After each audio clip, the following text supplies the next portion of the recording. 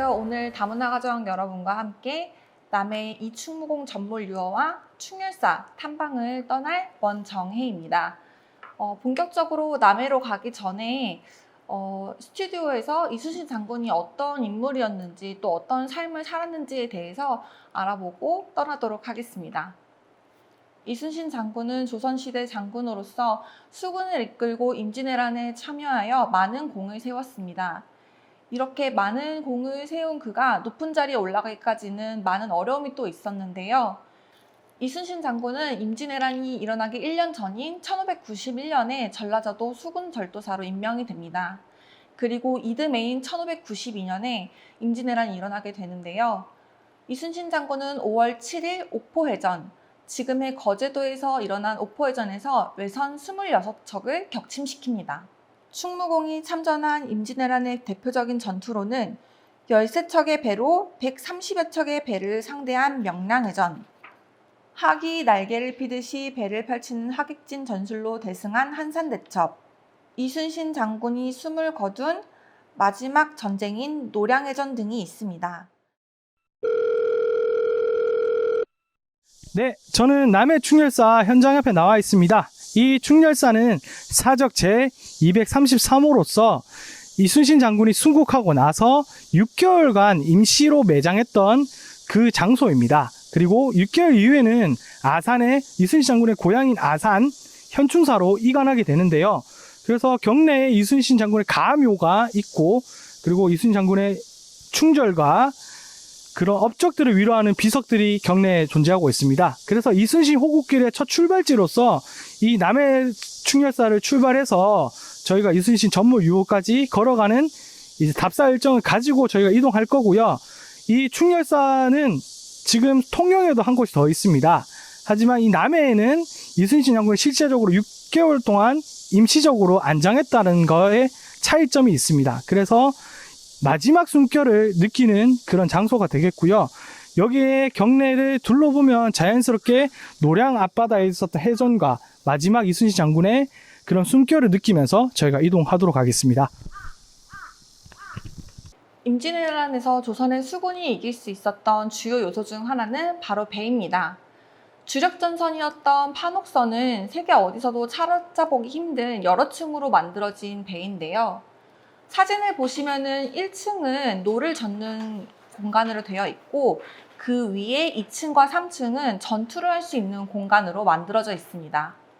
일본의 주력 전선이었던 세키부네와 비교하면 속도는 조금 느리지만 막강한 화력과 튼튼한 구조를 바탕으로 일본의 수군을 이길 수 있었습니다. 다음으로는 유명한 거북선이 있습니다. 거북이 귀자를 써서 귀선이라고도 불리는데요. 거북선은 판옥선과 다르게 갑판 위에 판자를 덧대고 그 위에다 송곳을 꽂아서 적이 쉽게 올라올 수 없도록 만들어져 있습니다. 그리고 상대적으로 노를 젓는 데 굉장히 편해서 돌격함으로써의 역할도 톡톡히 해내었습니다.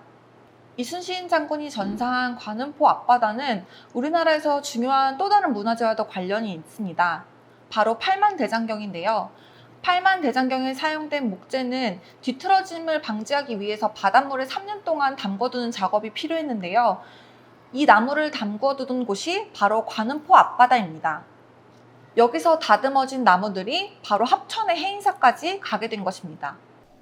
네, 저는 충렬사 앞에 거북선 바로 앞에 서 있습니다. 지금 바다 위에 제가 떠 있고요. 이 배 또한 바다 위에 떠 있습니다. 이 거북선 모형의 배는 지금 실제 거북선보다 한 10분의 1 정도 크기를 가지고 있고요. 선 내에 이제 거북선의 실제 모습들을 좀 재현한 것들이 있으니까 이동해서 한번 살펴보도록 하겠습니다.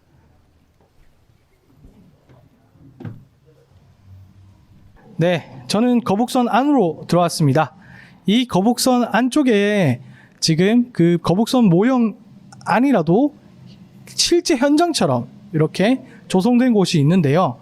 지금 보이시는 이 뒤에 보이는 포들과 노, 요것들은 배치가 이렇게 있었지 않았나 해서 이렇게 있고요. 실제 거북선에는 이렇게 지자, 현자, 총통이라는 이 화포를 통해서 적을 공격을 하고, 그리고 약 50여 명에서 100명 정도의 이제 격군, 노를 젓는 격군들이 이렇게 노를 저어가면서 실제 이동을 했다고 합니다.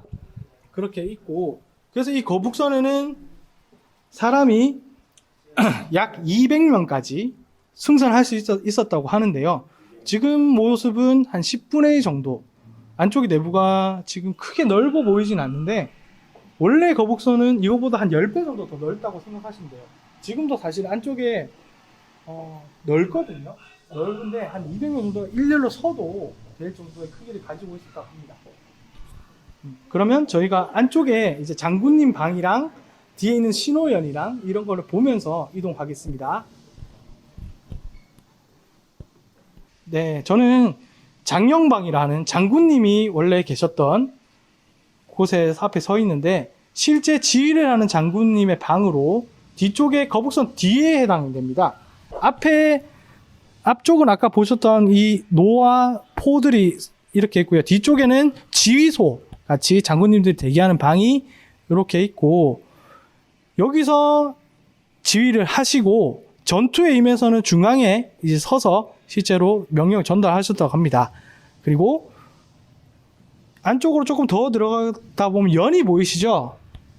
이 연의 신호연이라 해서 임진왜란 당시에 이순신 장군이 아무래도 해상 전투를 하다 보면 배 연락이나 그 다음에 명령 체계가 잘 갖춰지기 힘든 환경에 처해 있는데, 그거를 잘 극복하기 위해서 하늘 높이 연을 띄워서 명령을 내렸다고 합니다. 신호의 종류는 45개에서 55개라는 학계의 발표가 있는데, 그 정도로 많은 수의 연을 구성을 해서 암호처럼 적도 같이 연을 보고 있기 때문에 많은 수의 연을 중첩적으로 활용을 해서 아군들끼리 소통하는 걸로 이렇게 연을 사용했다고 합니다. 저희는 이 신호연을 만들고 신호연을 맞추는 게임 또한 저희가 해볼 건데요. 그 이제 신호연이 이 거북선 안에도 이렇게 현장에 오시면 볼 수 있습니다. 그리고 이곳은 지금 부엌이라고 되어 있는 곳인데요. 거북선 뒤쪽에 이 장군들과 병사들이 먹는 그런 식당이나 식탁들이 이렇게 현재 이렇게 볼 수 있는 곳이고, 거북선 뒤에는 원래는 뒤에 이제 그 시야를 볼 수 있게, 바깥에 시야를 볼 수 있게 하는 문이 따로 있는 걸로 알고 있습니다. 그래서 이쪽 뒤에서 적의 수나 그 다음에 파도의 크기 이런 것들을 관찰하는 곳이 뒤쪽에 이렇게 조성이 되어 있습니다. 그래서 저희는 그 거북선 앞쪽으로 이동해서 한번 또 살펴보도록 하겠습니다. 네, 저는 거북선 앞쪽에 이제 머리에 해당되는 부분에 서 있습니다. 밖에서 보시면 이 거북선 앞쪽에 용머리 같이 보이는 이제 머리 부분이 있는데, 그 부분에 제가 서 있고요. 그 용머리에는 지자, 현자, 총통이 배치되어서 전방에 있는 적을 공격할 수 있는 그런 시설로 앞쪽에 용머리가 있고요. 여기 보시면 이 거북선의 앞에 노량해전의 마지막 이제 유언, 이순신 장군의 마지막 유언을 볼 수 있습니다. 그래서 전방급 신물언 아사, 그러니까 전쟁 상황이 급하니까 나의 죽음을 적에게 알리지 마라. 그래서 이 전쟁이 끝날 때까지 내가 죽었던 사실을 알리지 말고 열심히 싸워라. 그런 이제 유명한 유언을 남기게 됩니다. 그래서 이 거북선에서 물론 전사하진 않고 판옥설이라는 나중에 그 실제 조선시대의 주 함선에서 돌아가시게 되는데, 돌아가시고 난 뒤에 사촌 조카인 이완이 이제 장군의 옷을 입고 마지막까지 동료를 했다고 합니다. 그래서 그 부분에 있는 유언을 이렇게 보실 수 있고, 아까 보셨던 신호연도 이렇게 배치를 해서 적의 이제 위치라든가 이런 것들을 관찰하는 이제 그런 것을 볼 수 있습니다.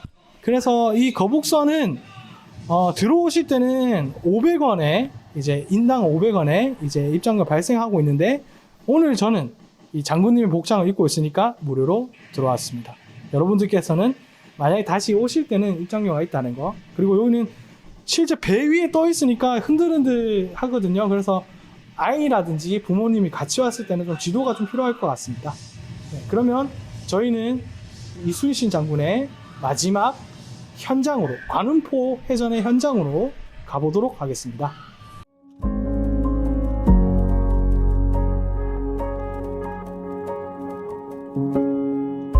네, 저는 장소를 이동해서 지금 이순신 순국공원이라는 곳에 와 있습니다. 이곳은 이순신 장군이 관음포 전투를 끝나고 나서 돌아가시게 되는데 처음 육지로 오셨던 곳이 이곳입니다. 이곳의 이름은 이락사입니다. 이락사. 그러니까 이순신 장군이 이제 별이 떨어졌다라는 그런 의미를 가지고 있는 곳이고요.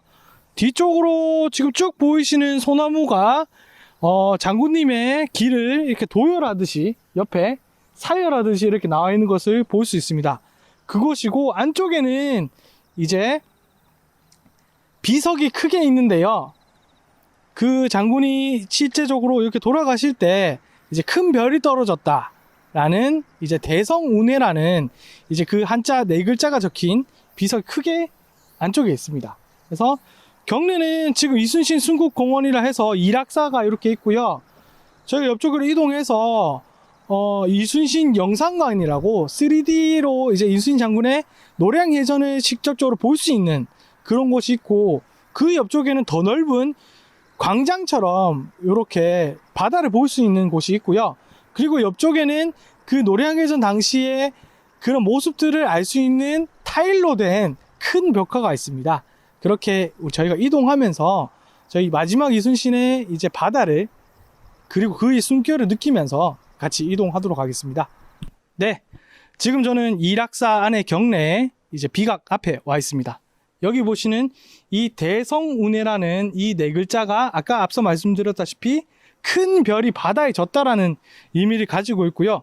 이곳은 사적 제 232호입니다. 그래서 사적은 어떤 의미를 가지고 있냐면 역사적으로 그리고 학술적으로 중요한 장소를 문화재로 지정한 그런 곳을 사적이라 하고요. 장소 자체가 역사적 의미를 가지고 있을 때 사적, 어떤 물건이 의미를 가지고 있을 때 보물이나 국보, 이런 식으로 장소에 대한 이제 문화재를 지정했다고 사적이라고 정해져 있습니다. 그리고 이 경내에는 지금 이순신의 마지막 바다에서 이제 해전을 치르고 나서 바로 무태에 올라온 이 장소이기 때문에 느낌 자체가 조금 경건하고 약간 슬픈, 저는 이제 앞쪽에 그 소나무 숲길을 걸어오면서 이 비가까지 오는 길이 약간 마음이 조금 아프더라고요. 그런 것들이 여러분들과 같이 현장에서 같이 걸었다면 좀 더 좋았을 것 같다는 생각을 하면서 이렇게 왔습니다.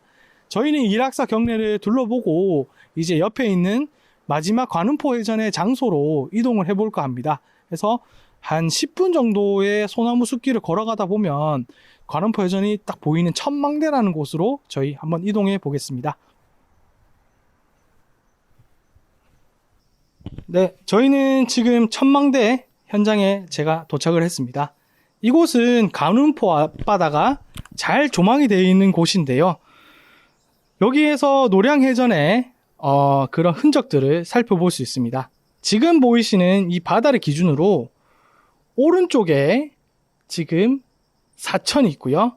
왼쪽에 저기 산이 있는 부위가 순천입니다. 그래서 사천에 주둔한 시마즈 장군의 배와 그리고 순천에 고립된 고니시 장군의 배가 같이 연합하면서 이 전쟁은 일어나게 되는데요. 그냥 순천에서 고립된 고니시가 이제 구원 요청을 하면서 여기 사천에 있는 시마즈 부대가 이동을 하게 되고 이 좁은 틈새를 오게 됩니다. 거기에서 저희 조선 수군이 여기서 매복을 해서 큰 승진을 하는 그런 작전에 저희 현장에 와 있는 거고요. 지금 있는 노량해전을 끝으로 7년 전쟁은 마무리 짓게 됩니다. 그 현장에 저희가 와서 느낄 수 있는 거는 이 전투에서 이순신 장군이 안타깝게 순국하게 되는 과정을 저희는 아까 앞서 이락사와 충렬사와 거기 있는 그 숨결을 느끼면서 봤는데, 현장에 제가 와서 도착을 해보니까 고요한 바다가 예전에 그런 치열한 일이 있었다는 것 자체가 조금 제가 느끼기로서는 이렇게 와닿진 않는데, 여러분들이 이렇게 스토리를 가지고 이러한 이순신 장군의 이야기를 가지고 현장에 좀 더 왔더라면 좋지 않았겠냐라는 생각을 하고, 이순신 장군이 이제 돌아가시게 되는 과정에 대해서 살펴보면 그 노량해전이 치열한 전투 끝에 1박 2일 아침에 이순신 장군이 적의 총탄을 맞고 돌아가시게 됩니다. 그 돌아가실 때 갑옷과 투구를 쓰고 있지 않다라고 하는데요. 거기서 학계에 분분한 내용이 이순신 장군이 돌아가시려고 이 바다를 선택했다라는 의견이 되게 많습니다. 그래서 전투회는 끝났지만 승리는 크게 했습니다. 이 노량해전에서 일본군의 500척에 해당되는 그 배들이 100척은 저희가 빼앗고요. 200척은 수몰시키는 그런 척박한 전과를 잇게 되는데, 그 전과를 뛰어넘어서 마지막 전투의 끝맺음을 이 바다에서 했다. 하지만 큰 별이 졌다라는 그런 이제 역사적인 사실을 가지고 있는 곳이 이 관음포 해전과 노량 해전입니다. 그래서 이 천망대에서 그 당시에 바다를 바라보고 있으니까 약간 그런 감정이입도 되고, 조금 더 이 바다를 보면서 여러분들과 이 감정을 좀 나누면 더 좋지 않겠냐는 좀 아쉬움이 있습니다. 그 아쉬움을 저희가 이동을 하면서 이순신 공원에 있는 벽화를 보면서 다시 한번 설명을 드리겠습니다.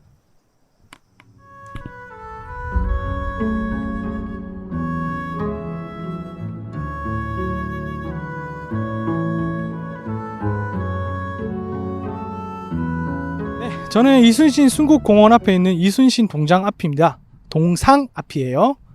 자, 여기 보이시는 이순신 충무공의 이제 멋진 모습, 아마 전투를 지휘하고 마지막에 이런 모습이지 않을까 하는 그런 동상인 것 같습니다. 그 옆으로는 지금 쭉 길게 타일이 392개를 이용해서 이 타일을 조성했다고 하는데요. 이 타일의 내용들은 이제 현대에서 과거로 돌아가는 모습을 보여주는 것 같습니다. 그래서 주요 해전과 이순신의 전공을 그린 그림들을 쭉 이어서 볼 수 있고요. 여기에는 광장이 되게 큰데 쭉 이어서 한 바퀴를 다 돌아보면 아마 임진왜란과 그리고 이순신의 그런 영웅적인 면모를 다 보실 수 있는 좋은 공간 같고요. 이 공간도 또한 같이 걸으면서 같이 숨결을 느끼면 더 좋을 것 같은데, 최대한 저의 마음을 영상으로 담아서 전달 드리도록 하겠습니다. 이 밖에도 금산 보리암, 독일마을, 가천 다랭이 마을 등 아름다운 자연 경관과 다양한 문화재를 볼 수 있는 곳이 바로 남해입니다. 다문화가정 여러분과 함께하는 동행은 여기까지입니다. 아름다운 남해를 직접 함께할 수 없는 아쉬움이 조금 남지만 하루속히 직접 만나서 또 함께할 수 있는 날을 고대하며 여기까지 영상 마무리하겠습니다. 감사합니다. 안녕.